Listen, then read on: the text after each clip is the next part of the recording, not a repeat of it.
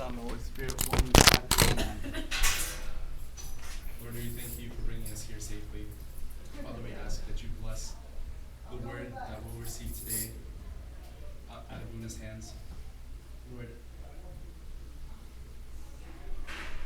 we come to be nourished, we come to be fed, we come to the well because we thirst. Lord, quench our thirst and remind us today that we're coming for you. Amen. We ask this in the power and victory of the resurrection and the ascension. We ask you to hear us, Lord, as we pray together. Our Father who art in heaven, hallowed be thy name. Thy kingdom come, thy will be done on earth as it is in heaven. Give us this day our daily bread. Give us our trespasses, as we forgive those who trespass against us. Lead us not into temptation, evil one. In Christ is our Lord. Thanks be to the power. All right, Kulaseno and Tayyibin. You know, yesterday was the Feast of the Ascension. George is totally gonna, I'd like to distribute these last 3 cookies. George has taken 6 of them already. So I'd like other people to have some of the cookies. Who would like a cookie before we get started? Sarah, George. Sarah Adama? Where's Sarah? Would you like a cookie? Right. For answering correctly, you get a cookie. Anyone else would like to answer correctly? you know what?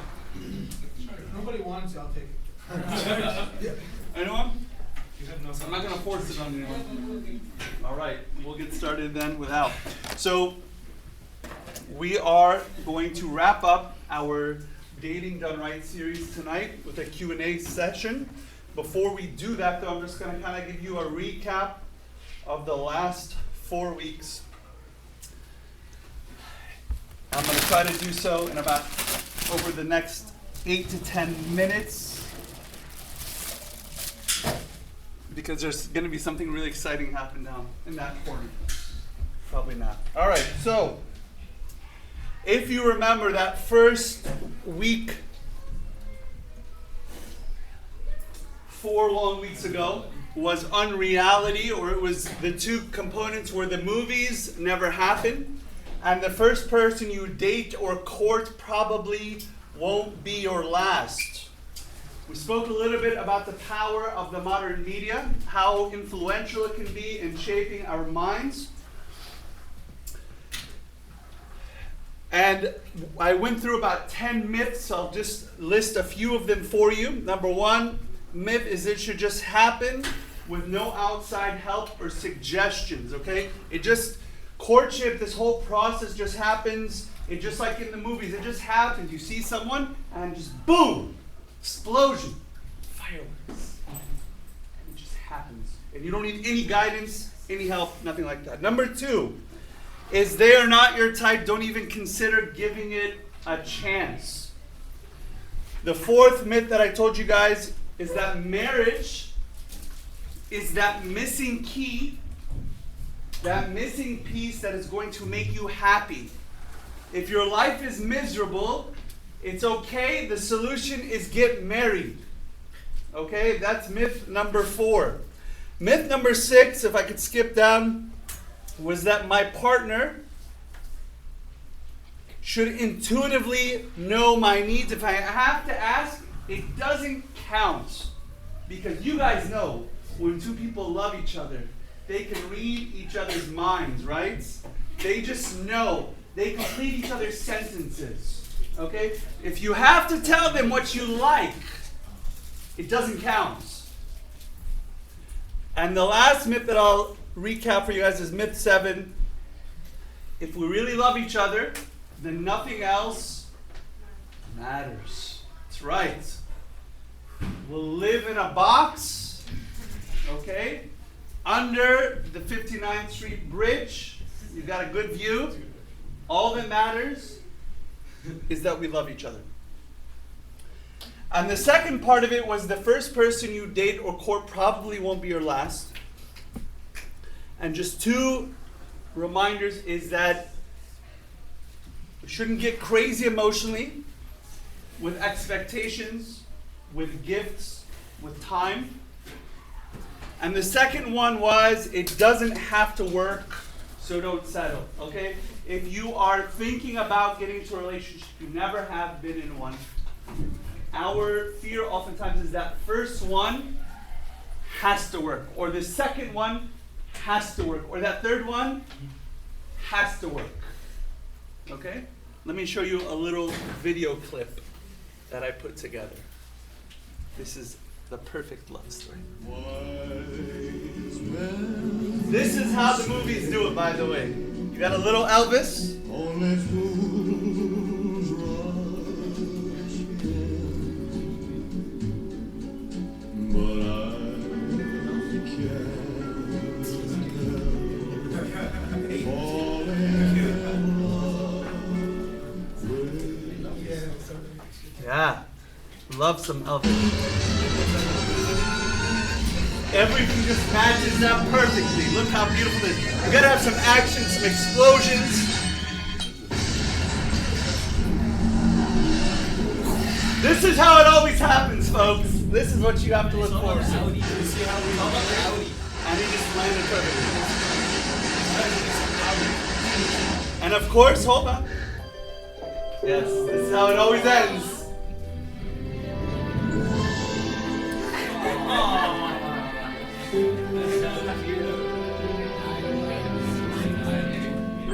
Oh, perfect. Thank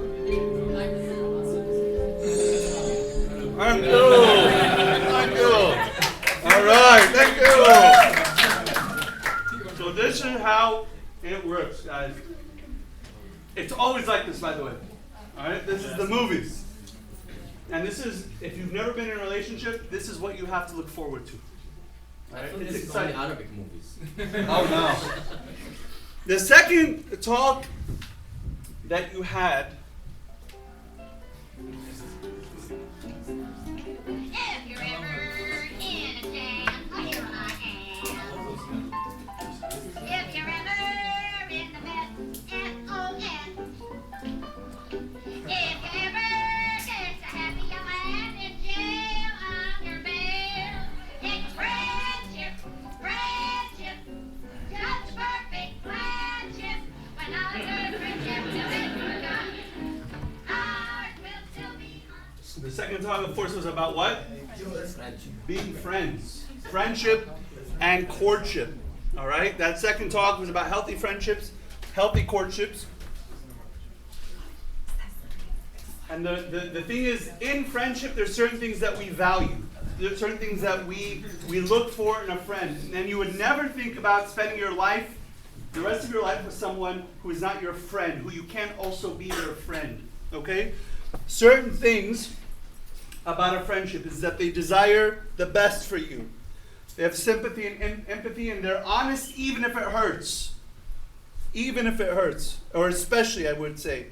Mutual understanding and support and same goals. Okay? Healthy friendships lead to healthy courtships. And at the end, you are encouraged to make new friends. Okay? Make new friends. Develop your character. Be open to meet people, not to change them. 2 weeks ago, we continued through. The third talk was about getting physical and getting hurt. And Ahmed told us that sexual intimacy is the highest form of expression of love between a man and a woman. And it is a holy, sacred thing that is a good thing and that should be protected and preserved for marriage. He told us that someone who has that self-control and who can honor boundaries is someone who will also honor your boundaries. He went on to say the following: a key sign of maturity is when a person is capable of delayed gratification, self-control, which are prerequisites for the ability to love and a sign of maturity. Okay? The fact that I can control myself and wait until marriage is a key indication that I am maturing. Okay? Having sexual intimacy with someone is not a sign of maturity when it's at the wrong time, when it's premature. Okay? The example that I would give you is the marshmallow experiments. The short version is They brought a bunch of little kids into a room, put a couple of marshmallows in front of them, or a marshmallow, and said, if you can wait for 15 minutes and not eat this, when I come back, I'll give you a second marshmallow. And some kids were able to control themselves, and others were not. And some of us in this room want to eat that marshmallow, and some of us realize we need to wait so we can have that second, and it's better. Sex is a good and better thing experienced in marriage. Okay? I want to show you a little clip by an Olympian. Her name is Lola Jones.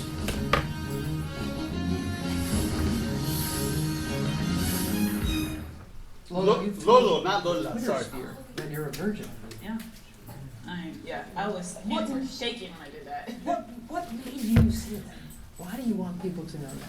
I mean, I just don't believe in it. I just, I want to wait till I'm married to have sex. My mom, she was with my dad for 20 years and never got married, and they're not together anymore. So I just want that, I want to have that solid bond. It's just a gift I want to give to my husband. So. Wow.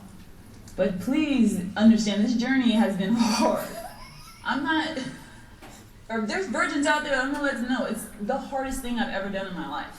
Harder than training for the Olympics, harder than graduating from college has been to stay a virgin before marriage. I've been tempted, I've had plenty of opportunities. I don't doubt that. Yeah, well, I'm 1 year out from turning 30, so I say if they're making a sequel to the 30-Year-Old Virgin, I am their candidate. I would love to. I'm a little bit awkward like Steve Carell. That role. People are going to find this very hard to believe. It was cute. Like when I was 22, 24, it was cute. Like, oh, I'm a virgin, that's cute. 24 through 29, it's not cute. Like, you get judged a lot. A lot of guys won't return your calls after they find out. Here's the two things that happen when you tell a guy you're a virgin. And this is the honest truth. So one, you tell them, they say, oh, okay, I respect that. But you can already see it in their mind and in their eyes that they're like, she's lying about this, and I'll crack it. So after we talk a month or so, or usually a month to 3 months, then they're like, oh shoot, she was serious. Time for me to exit. When I put together your whole life and what you've been through, and you've had traumas and you've had this unstable existence for such a long time, it actually makes sense to me that you want to have the kind of family that you wish you'd had as a kid. Yeah, I guess I want that Norman Rockwell picture. So, it is better in marriage, and it's something worth fighting for, but the reality is it's a difficult fight. It's hard, okay? Said something that was key, which was it's been harder for her than training for the Olympics, okay? She was made fun of for it, okay? And the reality is the older you get, you're gonna be made fun of for it, okay? Maybe not by folks in the church, but folks out of the church will start making you feel like you're a little weird, okay? Like, what do you mean you're a virgin, okay? This next video will be our final video. Enjoy. Oh, good grief, yes. Oh boy. Let's see how long it is. Let's hold it out. This guy is probably close to 5 feet. Texas rat snakes are going to be one of the largest snakes that you find in the Metroplex area.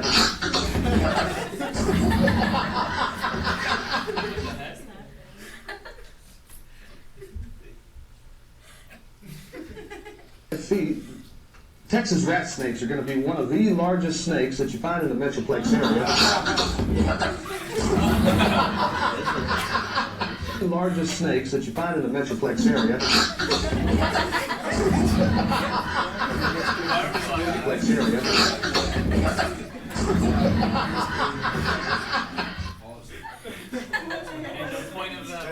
The point of this is there's not really a point, but I'm gonna make a loose connection because I like the video a lot. Okay? Those of you who are laughing at this poor man's expense needs to search yourself from the inside out. Okay? Our fourth talk, which was last week, was about searching ourselves from the inside out. Okay? And Moore spoke to us about tribulation or earthquake events was the term that she used. Different of us have had different earthquake events in our lives. Some of us have been physically, sexually, emotionally abused. Some of us have immigrated. Okay? Some of us have had to deal with divorce or separation of parents. Some of us have had to deal with loss of a parent or sibling at a premature age. Okay? My life, my uncle, in a 2-month period, I had an uncle who was shot and killed, and another uncle who had a heart attack. Those were earthquake events. Okay? Those were big deals. They left an imprint on my life. Okay? So I had to, if you will, search from the inside and understand why and how those things impacted me, not only spiritually but emotionally as well. Okay? So some of these events have impacted, whatever that event might be for you, has impacted who you are today and how you deal with people in your family, in church, and of the opposite sex. Okay? So those were the 4 talks that we had. And what we're going to do now is go through these 4 sections. You can ask a question about any of these 4 sections. I'm going to kick us off with a few questions that we received earlier this week. We received, an email was sent out that you could submit questions to the truth. And we have 4 questions that we're going to go through quickly. The first one, and then there will be time on the floor to discuss any other questions that are present here with us today. Okay? First question is at what point in a relationship is holding hands okay? I mean, is it ever too early? Okay? And I think that holding hands you could kind of fill in the blank with, that's not cute. Okay? Being physical in any level. Okay? At what point is, and fill in the blank, okay? All right?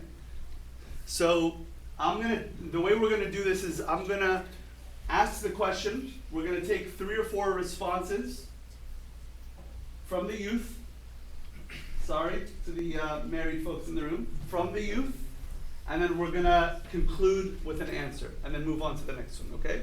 Just so we can move it along quickly, okay? So anyone, we need 3 to 4 people to take a stab at this from the floor. At what point in a relationship is holding hands or hugging or whatever, fill in the blank, okay? Is it ever too early? What's the principle that you give to a person in this, asking this question? Anyone? And there was silence. Should I rephrase the question? Okay, Chris, and then Bola, yes. I can't say it the way Dr. Ahmed said it, but if you could repeat that formula he gave us, I think that answers the question. I can't say it as eloquently as he did. Does anyone remember what Ahmed said last week? Mariam. I think he said that as long as it's not, like you're not, Aroused by it. yeah, alright, yeah. So if there's a sexual arousal, then don't do it. Holding hands with someone causes you to be aroused, then don't do it. That's what you're, huh? But that's like, but anyone, like someone can be aroused by just looking at you, so it's not really. Sure. But I think I'm not looking at a comment.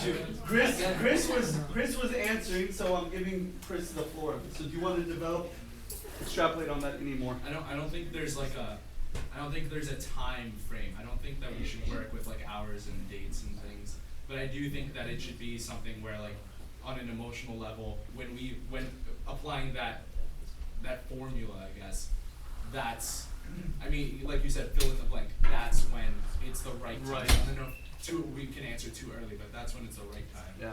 It's very difficult to lay a strict formula on it. But you're saying that's as close to what you've heard that works. Yeah, that's the best thing I've ever heard. Okay. Bola, you were going to say the same thing. Anyone else have a different idea to answer this question? Mariam. I think it's when you're both on the same page as to what is it you're looking for and what is it that you want, and it's very clear and established, and You know what I mean? Not like you're crushing on someone and they're looking at you as like a friend. You know what I mean? Like you're exactly on the same page. You know where you're going and you know what you want. And then obviously the emotion is there. Okay. And so what would you fill in the blank at that point then, Mariam? Mariam, you answered, so you have to stay engaged in the conversation, all right? Thank you. So what would you fill in the blank is okay once you've reached that point? I don't know. You don't know. But you know that that would be I mean, the... that's different for everyone, I guess. I don't. It depends on what your standards are. So it's very subjective then, okay? Kind of a little question. So if there's like zero sexual attraction or arousal, then I mean, you're supposed to be attracted to them. I mean, Sure. Yeah, so if you're never sexually aroused, then I mean, like, what are you doing? There's a difference between attraction and sexual arousal. And I think the problem is our minds have been so muddied that we don't know the difference anymore. We don't understand what sexual intimacy is anymore because we've been educated by the internet and by porn. That's the reality, guys. Okay? We've been educated by PG-13 and rated R movies. Like, that's what sexuality is. A woman has a sex drive 150 miles per hour. Okay? And in real life, she's had 6 husbands. Okay? And the one she's living with now, yeah. So, I think that's the challenge that we face, is that our understanding of the human body of sexuality is completely distorted. So attracted but not aroused. I think there's a big difference between the two. I think I'm not saying that that's the formula I'm working with. I'm saying that's what Chris was quoting and Bola was quoting from Ahmed from last week. Right. Okay. Or 2 weeks ago. Anyone else? Chris? I just want to add to it. I think he also made the point of saying that that if we do something with our partner and then that action leads us to desire something else, then we've already overstepped our boundaries. So if holding hands for us is something that's like an accomplishment, we've accomplished something, we've like garnered something that arouses in us the desire for further intimacy, then I just wanted to say that I think the issue is not holding hands. The issue is the escalation of the relationship. Yep. So once we're comfortable with holding hand, we're gonna go to the further step and then the further step. So Excellent. once I realize that I'm going steps, I think I have to realize that I'm not doing right. Excellent. Let me come to that point then, because that was where we were going. If you remember a few months back, when we were discussing the topic of sexuality, I used the word point of diminishing returns, okay? You have an input and it produces a certain level of output. The input in this case is physical touch, okay? The output is some sort of an emotional, passionate arousal output, okay? So you reach a point where that input no longer produces an upward swing, and then what happens is you start looking down, you're still looking for that upward swing, so as Samir's saying, you take it to the next step. And then you take it, because it's just not cutting it anymore, okay? Holding hands was electrifying that first couple of times, but it's not cutting it anymore. And so you move it to the next step, okay? So that's the whole idea of the point of diminishing returns. You reach a point, it's not doing it, so you move it up a little bit more because you want that same output that you were getting before, okay? And Paul the Apostle tells us, flee sexual immorality. Importantly, all other sins a man, woman, person commits are outside their body, but he who sexually sins against his own body. Okay? Let's go to the next question. Question number 2. We have time to come back to these. I'm going to try to wrap these up in the next 5-10 minutes, and we'll have 20 minutes for more of an open discussion conversation for anything that we've covered or anything that we haven't covered. Last week, Abuna said that the husband is the head of the family. Can you please go more in detail on that, because it is quite confusing. This was an email that came through. These are not my words. Yes, the husband is the king of his household. We even say it during the marriage ceremony, but that doesn't mean that it's a dictatorship, you know? Thoughts? Yeah, no. I do know. Any thoughts on this? I do know. Any thoughts, comments, answers, suggestions, disagreements, agreements, anything? We'll take 3 or 4. Agreed. You agree, Bishoy. This is a public statement, ladies.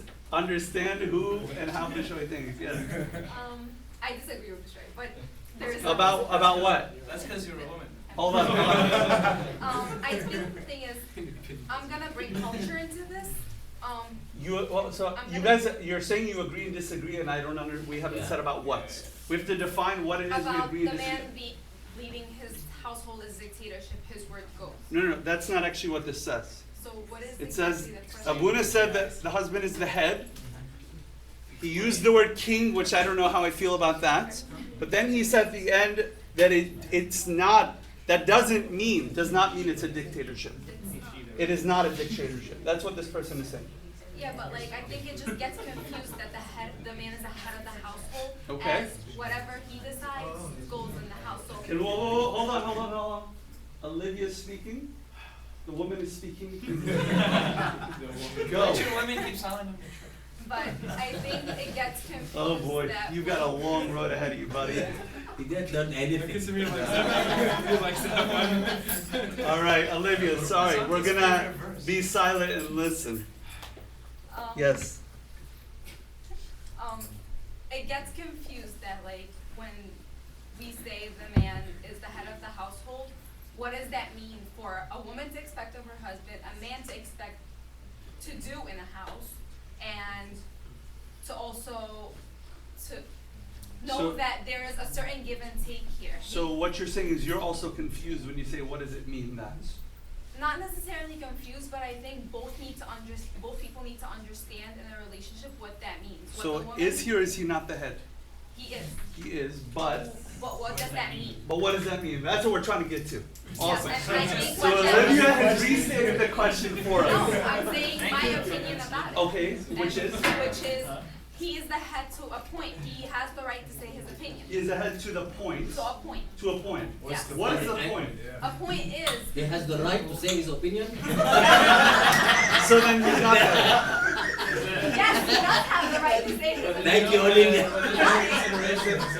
He also needs to listen to what his wife is proposing, Okay. or why she wouldn't agree to what he's saying. Excellent. And if All it right. does make sense, it needs to be brought up as an option. All right, It's people not. we haven't heard from, Marty, I'm gonna ask you to hold, because I don't want the same 3 or 4 people to respond. Anyone else that has not had a chance to speak would like to chime in on this question? Otherwise, we're gonna go back to the same 3 or 4 people. I That's what prefer I not. think. And I'm sorry if I don't find the question so clear. You don't find that's, what is unclear about it? What is the question? The question is, There's not a single question mark. the question is, well, it's supposed, there's You have supposed to the big be, one in the middle. there's supposed to be a question mark at the end. I can change it, but that would take too much time. That is my fault, okay, you know, because it's, can you please go give more detail, or give more detail, I should say, on that, because it is quite confusing. So the question mark should be here, all right? More detail. So what does it mean that the husband is the head of the house? What is, that's the question. What does it mean? Yeah, Is because this is a confusing one, guys. he's leading the He's leading, what does that mean? Practically, yeah. Yeah, because leadership is a very misunderstood concept. All right, especially in the Eastern concept, it's very different than leadership models in the East and the West are radically different. Radically. So what does that mean for us as Christians? What did St. Paul mean by this in Ephesians chapter 5? What did John Chrysostom mean by it when he spoke about it? And how practically does that look for us who are seeking to be the image of Jesus Christ and his church in our families? All right, what does that mean? Bola. I don't know. I think because women want attention and they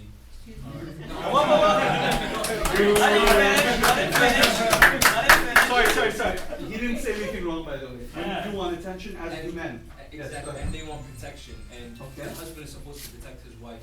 Okay. And I think that's how he's supposed to be the king. Something like that. That's what I'm trying to. Is he wrong in what he said, Maura? No.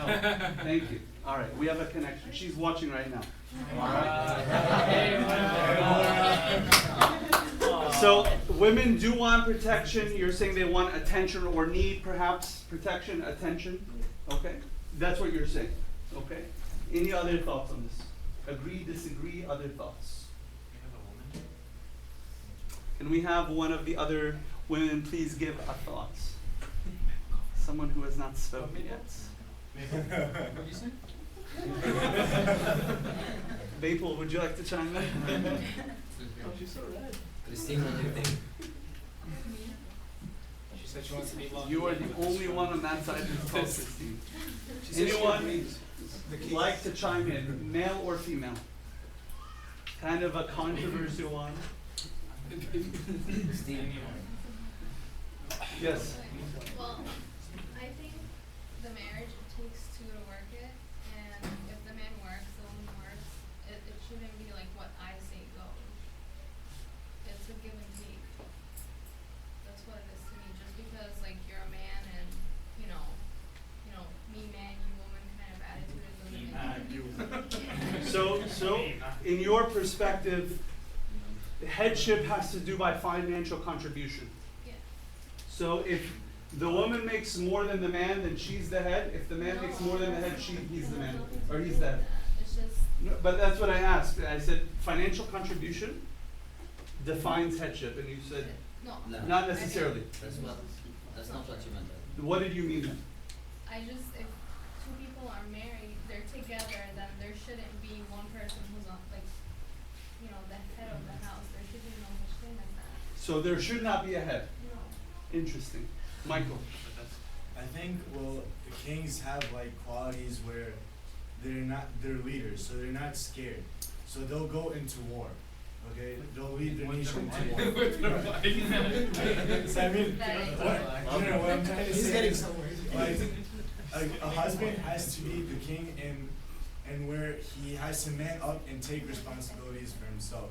He can't just leave everything to his wife. He can't like back out of out of anything that life throws at him. Excellent. Also, sorry. Yep. One more. We just got to move quickly. Okay. And we got also, 3 hands: Joseph, Bishoy, Olivia, and we're gonna move on to the next question. Yes. in a good like kingdom, everyone is working together and like they're happy and it meshes together. So Okay. that's exactly what like needs to happen in a household. Okay, excellent. Have you Joseph. with Michael? There's no 2 captains in one ship. Like it always has to be one captain so that the ship can be successful. Okay. What are you guys yang about over here? I don't even understand what he means by that. Go ahead. The ship to be successful needs a captain. So, Okay. And the head of the church is Christ. Okay. And Christ has given the husband to be a head of the household. Okay. So the husband has to be the head of the household, and of course, Anyone have a Bible here? of course, the decisions has to be taken for both sides. You cannot be one side only as a dictator, but as a captain, he always takes opinions of the crew, and of course, he's always taking care of the ship as much as he can. He's the captain. Sure. But he's the captain. He's the head. For sure. It's not coming up, but I just want to say, isn't there a verse that says, Aida will get it for me too. It's okay. isn't there, Ephesians 5. yeah, Verse doesn't 22. it say that, the man is the head of the woman, Christ is the head of the man, and the father is the head. Yeah. So it's like, the father isn't greater than the son. It says that the father is the head of Christ. So I mean, it's not saying, when it's saying that the man is the head of the woman, it's not saying that he's better than her, she's less than anything like that. It's just saying, I mean, I don't know exactly, but I'm just trying to say that. There's headship, but you're saying that there's still equality. Right, so that's just the leadership doesn't mean I'm better than you because, Better I'm or head of greater. head of Okay. the household. Or better. You're emphasizing better, which is, I think, an important one as well. Olivia and then Georgie really have to move on. Yes. Well, I do agree in the fact that the man is the leader of the house. The leader or the head? The head of the house. Okay. But at the same time, let's say you elect a president, okay? That president is now taking his cabinet's point of views and he's consulting with people. He's not doing whatever he feels like doing in his country because he's consulting with the people that hear the voice of his, of America, whatever. But at the same time, the husband is listening to the points of views in his household, Yes. whether it be his children, whether it be his wife. Excellent. So But at the same time, he he's has a making the final listening ear. decision. Okay. He's Excellent. making the final decision. And at the end, you're not, what's the point of courtship? You elected that person to be the household, to be the man of the house. So Interesting. if you are dating this person and you see he's manipulative, you see that he's not going to listen to you. Folks, then there's- listen up. Stop talking and listen up, because Olivia's making a great point that I hadn't considered before. Please continue. Think of it as elections, Yeah. okay? You have the option here before going through with marriage, before being committed to this person for the rest of your life. If you see that he's manipulative, if you see he doesn't listen to your points of views now, and it will come out. If you're dating long enough and if you're giving this serious thought that you're going to be married to him later on, then you're electing a president here. You're electing the head of the house. I think what you're saying is excellent. I just want to stop you right there for a second, because that's why this part is so important. Because when you do this right here, guys, pay attention over there, Bishoy. When you guys do this right, it helps you to make a more clear decision for both people involved when it comes to this. Excellent. Last point, George, and then we've got to move on. Did you find? I was gonna say that instead of using the word king, that you Yeah. actually use the word president. Oh, all right. I wish I wouldn't have called you. Okay.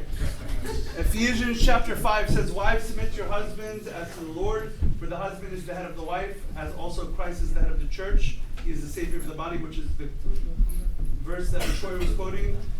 Therefore, just as the church is subject to Christ, so let the wives be to their own husbands in everything. Husbands, love your wives, just as Christ also loved the church, gave himself for her, sanctifying, cleanse her, washing of the word, present her to himself a glorious church, not having spot, etc., etc. Husbands ought to love their wives as their own bodies. He who loves his wife loves himself. And he goes on. And by the way, the command to the women is like 2 verses. Command to the guys is like 6 verses, okay? So it's a big responsibility. I just want to wrap this one up with some quotes from John Chrysostom. I was reading for him last week, and he says the following point, 6 points about the role between husbands and wives. Number 1, he affirms an equality, okay? He says even though there is headship and leadership involved, if you want to interchange the two, he says that there's an equality between them, okay? He says that even though Eve derived her existence from Adam, she stood equal to him, bone of his bone, flesh of his flesh. As his equal, she was to be his helpmate. And this word helpmate is very important, because helpmate is the word, I've repeated this to you guys several times before, it's the word that's the only person that it's used for in the whole Bible, only human being is Eve. Any other time that word helpmate is used in the scripture, it's about God, who man in his most desperate time of need calls upon God, his helpmate, his helper in his time of need, okay? And he goes on to say, interestingly, the pinnacle of the equality between men and women is revealed in the need for cooperation and interdependence in the beginning of children. Sexual intimacy, okay? For the bearing fruit of children. Second thing he says about wives is that they are to be counselors to their husbands. Okay, counselors. That word counselor is a very important one. Counselor listens and responds, shares, mirrors, helps, guides. Okay? Important. Thirdly, that submission is not superiority, which is the point that was being made over here. Submission is separated from any notion that men may be spiritually or emotionally superior to women. Fourthly, harmony breeds obedience. He gives this idea that when there's a harmony, which you have to have a leadership in the church here, we have who's the leader physically in the church here? It's Abu Nahanna, right? He is leading us, he's pastoring us, he's our higaman, right? So even when we don't agree with him, we speak, we share, but even if we don't agree, he's our higaman, we follow him, okay? And he submits himself to Christ. So it is in the household, okay? And for that sake, it breeds obedience for the children. Okay, when the mom and dad are happy and go lucky, and there's a hierarchy, and there's a, not hierarchy, there's a leadership that's defined and understood, and same in the church, it breeds obedience, it breeds growth, and healthy harmony place to live. The fifth point that he says is that he asks the question, is there an absolute authority? Okay. He says, husband is told to love his wife sacrificially And he says, even if it means that he has to surrender some of his own freedom. And the last point that he talks about is spouse abuse. He says, how? And guys, this is back in the end of the 4th century, beginning of the 5th century. He says, how could a man claim to love his wife and he abuses her? Okay, this is insanity. There's no love there. And he's talking physically and emotionally. Okay? And I won't read it just because we need to move on here. Okay? The word, I've never seen anywhere in the marriage where it says that the man is the king. I don't know where this person read this from. Okay, it doesn't say that he's the king of the house. We say that it's a cute thing. You know, when you put on the crowns, it's a crown of martyrdom. Okay, you are dying to yourself to live for Christ and serve the other person. It's a submitting and dying to yourself in love for the other person, which is what love does. We like the idea of being crowned and you put on the and everything looks cool and the pictures look great and all that stuff, but guys, we've got to understand this idea right. I think the problem is that this picture makes him the king, or at least in the people's view, he's the king. But again, I think the interesting point is that the crown is on both the husband and the wife. Absolutely. It's not only on the husband. And we're being crowned together with the glory of God, the honor, the wisdom, the purity, all these things. Okay, but we're dying to want ourselves to live for the other person and Christ in the marriage. And that vestment that he puts on is not a kingly vestment. That's a priestly vestment. Okay, and the priest, of course, we know symbolically he dies, like the great high priest, he dies to himself for his bride. He washes her, he purifies her, which is what St. Paul says in Ephesians 5. He washes her feet. This is the responsibility. This is the image of that priest in the house. We do have to move on. If we have time, we'll come back and get a little bit more into this, okay? Question number 3. To what extent can we overlook a person's mistake or whatever? Yeah, I'll just read it as it is. If a girl had sexual relations before marriage and I sacrifice my energy in order to stay pure from my spouse, but he or she gave themselves to a different person, is it wrong if I do not or cannot overlook? That's a very good question. Yeah, this one's going to get good. Thoughts? Any thoughts on this one? Take a minute to read it. Collect your thoughts. Think before you speak, please. Want to have an intelligent conversation here. Don't say something just to be funny. Better be meaningful. I'll throw you out on your face first. Yes, George. You have to bring it up so you know that you're comfortable with it first, because you want it to like surprise you when you're married. Okay, so you're saying there's a need to air it out to kind of bring it forth from both sides? It doesn't have to affect you though. Okay. You know what I mean? Okay. Mina. I've had this conversation a couple times with a couple different people. Yep. And what it boils down to is that, I mean, as long as that person had a relationship with Christ, they felt it, and it was like one of those earthquake moments in their lives. Mm-hmm. And so what it came down to is that there are a lot of different levels or different amounts of things sexually that have happened, either mentally, committing adultery with your mind and lust, or physically to different extents. Yeah. That people have, that even if this person, I don't know like what this person's case is, but like that they have done, and that they've, like there are many people who live lives of lust from their youth and their whole lives. Yeah. So when they came to that point, even though they kept themselves a virgin, whatever that means, then it versus a person who may have had a sexual experience and repented afterwards heavily and tried to like make up for it and tried to, you know, save whatever they could till marriage. I feel like there's something that even like that person has every right to say like, you know what, no, we're done because you have done this and I can't forgive you. However, that person's relationship with Christ should mean something in making that decision. So you're saying if a person hasn't physically done something, but they're still a virgin, but they've kind of pretty much done everything else, maybe are even struggling with lust, okay? Clearly struggling with lust, maybe porn, all that stuff. The other person had sexual relations, and they've truly repented and living a Christ-centered life now. you have to like think about it that way as well. That's what you're saying. You have to think about everything. You have to can't think just about say, the whole like, picture, yeah. not an event, but the whole picture. What's happening with the person now? Excellent. Anyone else? Thank you. Good response. Mariam. I don't think that like you can get mad at like. I think people have the right to not want to overlook it, and you can't get mad at them. Like it's my like if I'm not okay with it, you can't judge me. Like you can't say that I'm judging you by not, by not overlooking it, because that's just that's what I feel comfortable with. Excellent. So I think everyone has the right to like not want to overlook it, but I think if you ever had like just the slightest hesitation towards a person because of their history, then you just gotta like let go, because I think that it's gonna come up again later on. So if you ever like question the person in front of you because of their like past, then you need to let go of that person, because that's gonna come Fair again enough. later.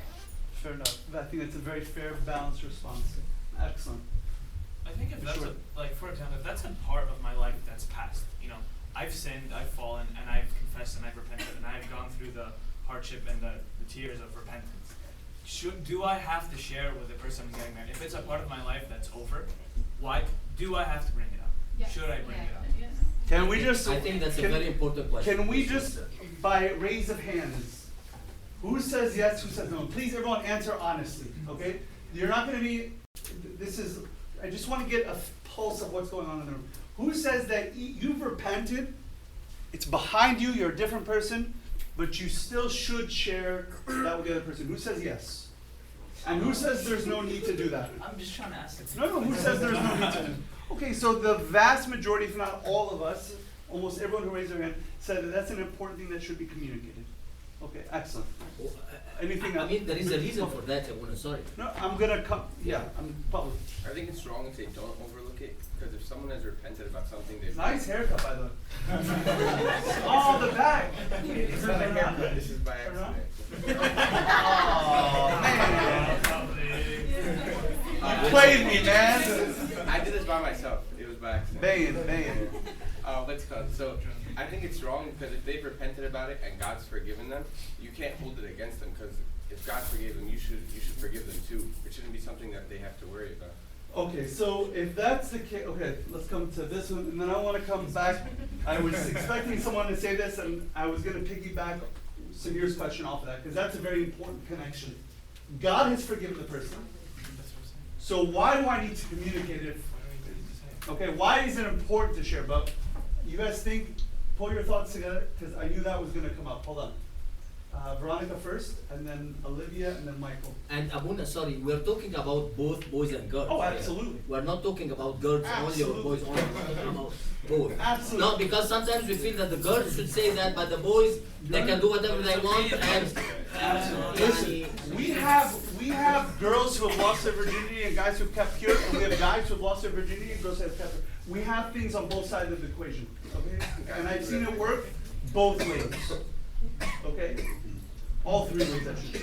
Or all four ways. Whatever. All four ways, yeah. All right, Veronica, thank you. I don't necessarily think it has to do with forgiving the person, because maybe you can't have it, like, you don't have it in yourself to forgive them, but I think it also has to do with you can't be comfortable with the idea, like, every time, like, you're with the person, like, it's gonna be there in the back of your mind, and if that's something that's always gonna bother you, like, I think it's understandable to not be able to go on with, Okay. to keep going.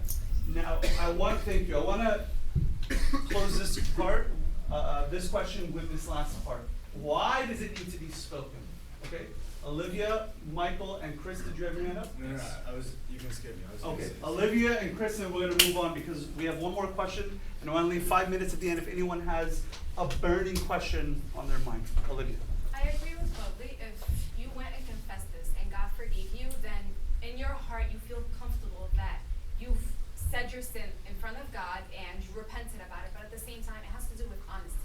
If I straight up ask you, did you do blah blah blah in the past, and you tell me no, that's straight up starting a relationship based on lies. Absolutely. What if I tell you I don't want to talk about it? then That's a you did different it. response. That's a yes. You know what? That's That's a yes. pretty much. That's in my mind. No, but that could mean a definitely lot of is. things. No, No, that could we mean don't have to that could do mean I slept with 50 this. girls, or it could be like one time, drunk. You've got the last word from the floor. Go ahead. I feel like sometimes we look at the idea of virginity and we call that the clear line. Yep. And so Right. It's a big like problem.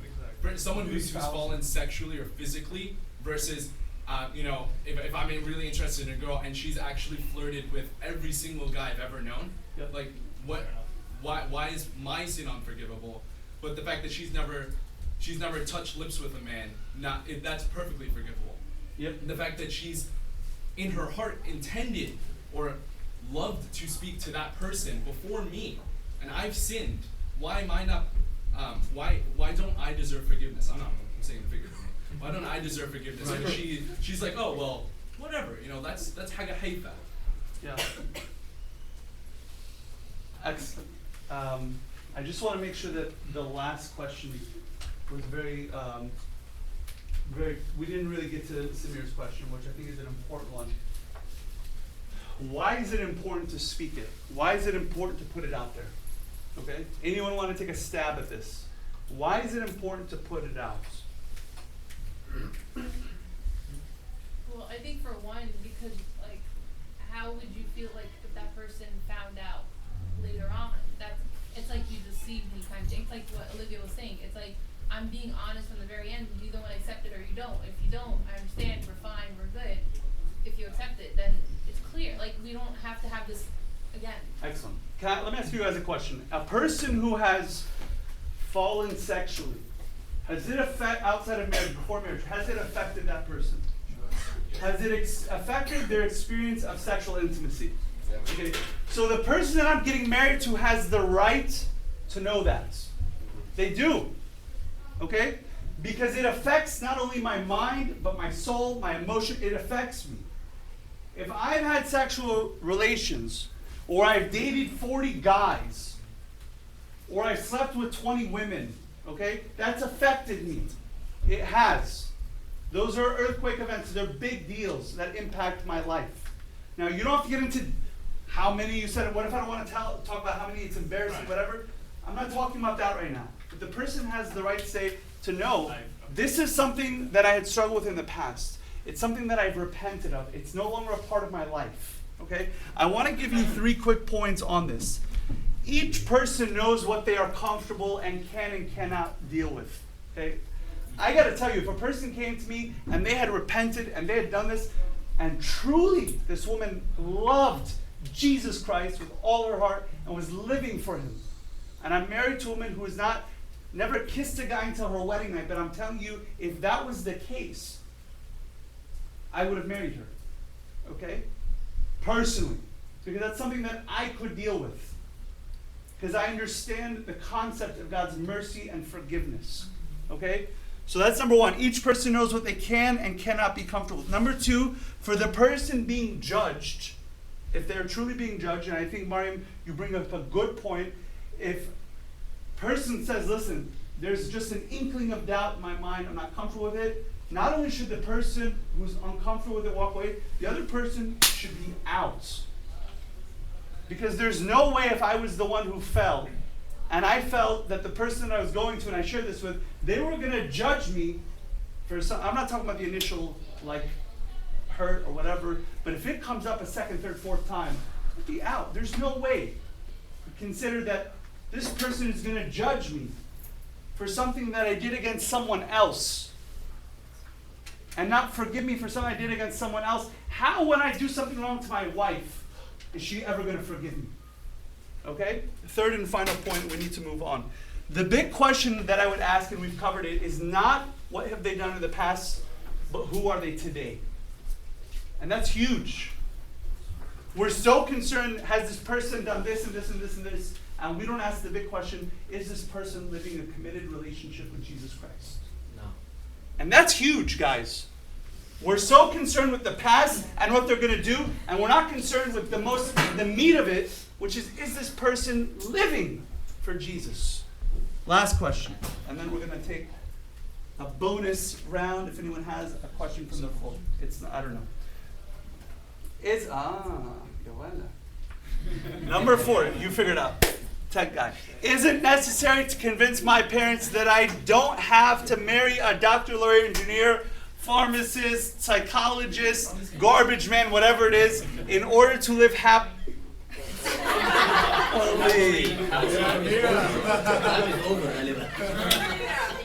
It is 9:57. That was the timer. Told us we're done.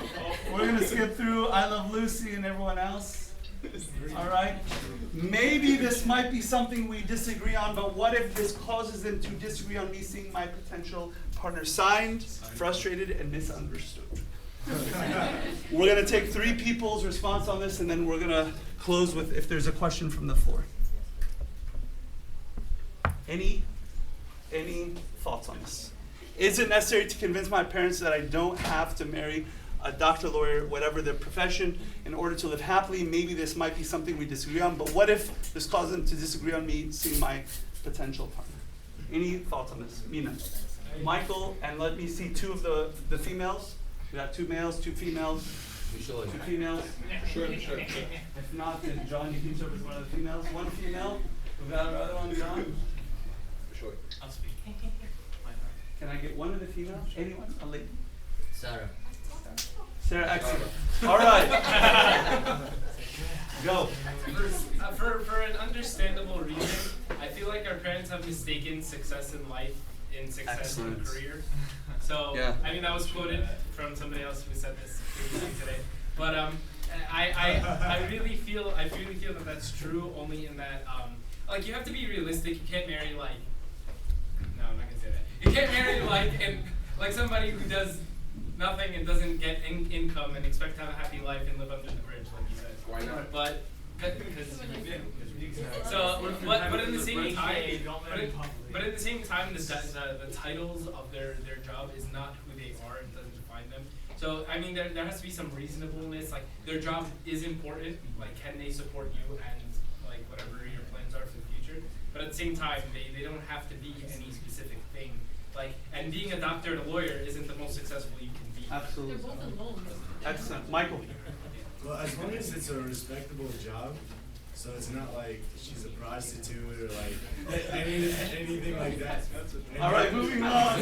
John, you lost the remainder of your time. John. It's only 2 minutes left anyway. Yeah, John. I was gonna say, it has nothing to do with title. I just feel if you're educated and you have the money to support the person, then it's fine. Who being educated?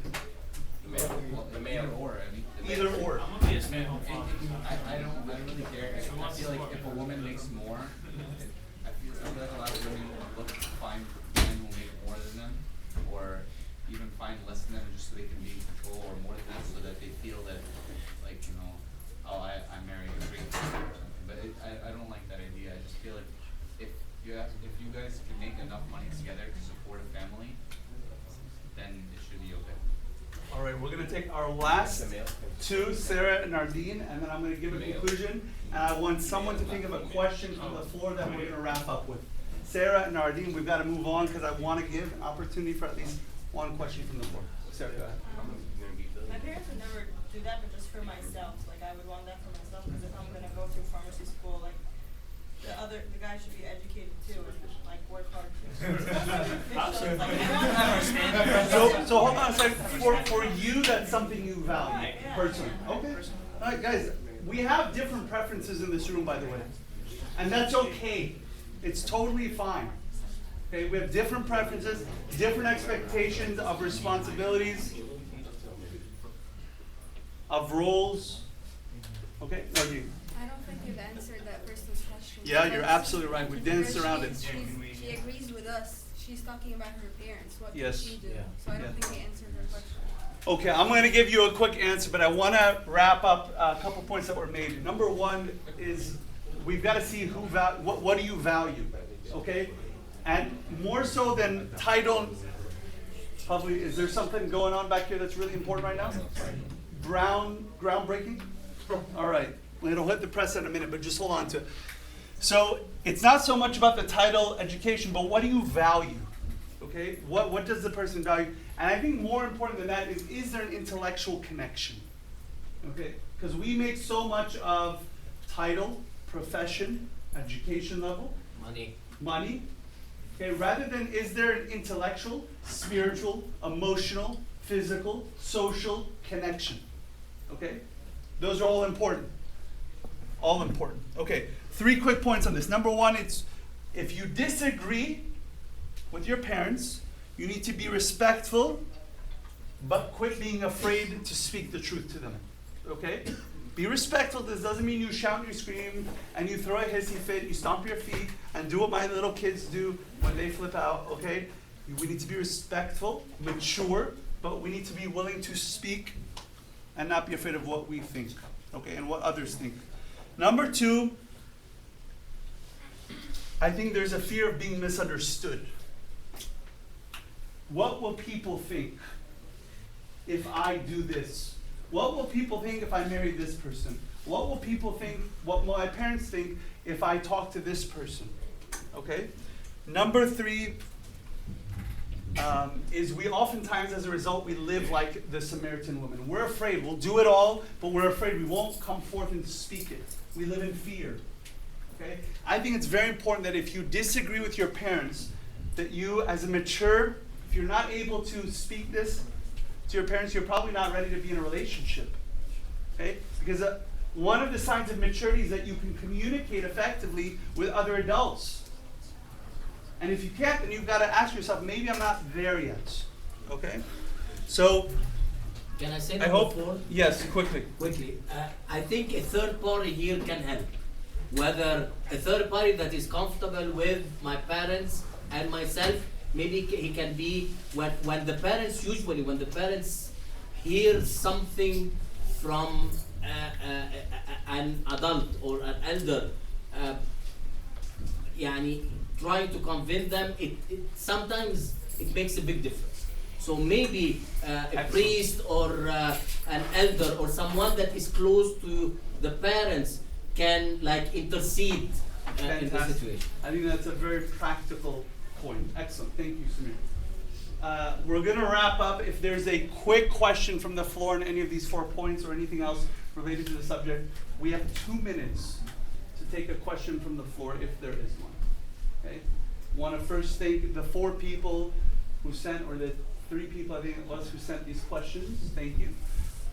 Is there any other questions that you feel are on your mind or you've heard from other people on the subject? We have 2 minutes to cover it. We'll wrap up. Chris. It's 2 really quick ones. Yes. What is the thing that the girls wear? You said it's a priestly garment for the men, and then for the women it's not really. That's not a part of the tradition of the church. It's something, a new concept that's not done. Alright, second and that's there because a lot of the women nowadays, they wear unmodest wedding dresses. I mean, it's a practical thing. Yes? Does a person's past predict their future? It impacts, but it doesn't have it. It's going to impact their future, but you're not destined to become that person. Unless if you don't see it coming.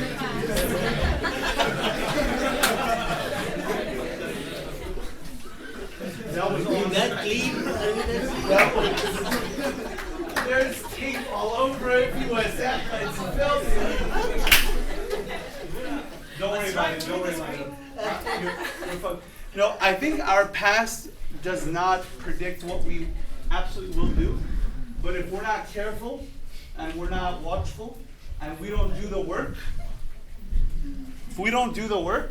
this last talk that Moore gave last week, if we don't do the work, then absolutely it will. Because our past impacts us so much, we've got to be willing to sit down and go search the inner man, do the deep work, the hard work, so that we don't end up continuing that generational sin that we spoke about and we heard about last week. Okay, thank you very much. Thank you guys for a great series, and next week we'll be starting a new series. So thank you very much, and thank you for the people who sent the questions. Thank you guys.